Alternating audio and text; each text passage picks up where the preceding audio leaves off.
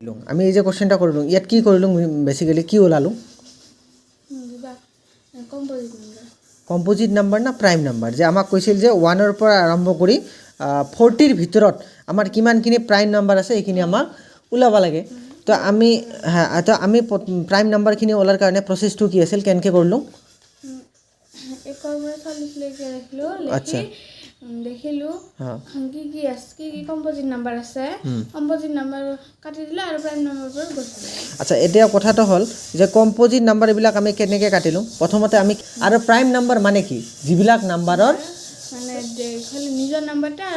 1 দি যায় ডিভাইড যায় আৰু ওৰত থেকে যদি বেলেগ বেছি নাম্বাৰ দি কিনে ডিভাইড যায় সেইটো আমাৰ প্ৰাইম নাম্বাৰ নহয় এতিয়া আমি তাৰ পিছত কি কৰিলোঁ টুৰ মাল্টিপল কি আছে এইবিলাক চালোঁ যে টুৰ মাল্টিপল আমি প্ৰথমটা পালোঁ কি আছিল যে যেনেকৈ আমি পালোঁ 8 পালোঁ হয় না তাৰপিছত আমি 6 পালোঁ 4 পালোঁ 10 পালোঁ এনেকৈ গোটেই টুৰ মাল্টিপলবিলাক আমি কি কৰিলোঁ কাটিলোঁ ঠিক আছে তাৰপিছত আমি কি কাটিলোঁ নেক্সটত যে মানে 3 যিবিলাক আছে এনেকৈ 4 চালোঁ এনেকৈ গোটেই কাটাৰ পিছত আমাৰ টোটেল কিমানকেইটা নাম্বাৰ ওলাল 12টা নাম্বাৰ ওলাল হয় না এটা আহিল আমাৰ 2 তাৰপিছত আমাৰ 3 তাৰপিছত 5 তাৰপিছত 7 11 13 17 19 23 29 31 আৰু 37 এইকেইটাই হ'ল আমাৰ প্ৰাইম নাম্বাৰ ঠিক আছে তো এনেকৈ আমি কেনে প্ৰাইম নাম্বাৰবিলাক ওলাবা পাৰোঁ আৰু কি বুজি পাইছা